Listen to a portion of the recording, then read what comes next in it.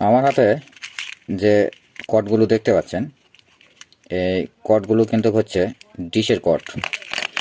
এটা লাগানোর সিস্টেম হচ্ছে, এটা হচ্ছে খুলতে হবে এভাবে।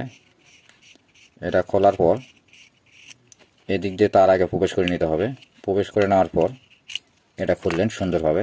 খোলার পর এই যে নাটগুলো আছে, নাটগুলো ঢিল দিয়ে এদিক দিয়ে তারটা প্রবেশ করাবেন। করানোর পর এখানে দেখেন ছোট্ট একটা ছিদ্র আছে, এই ছিদ্রতে প্রবেশ করাবেন। করার পর এখানে স্ক্রু আছে, এই স্ক্রুটা লাগানোর পর যখন এটা সেট করা হয়ে গেল, তারপর এটা আবার সুন্দরভাবে এভাবে সেট করে দেবেন। এভাবে সেট করে দিলে দিচ্ছে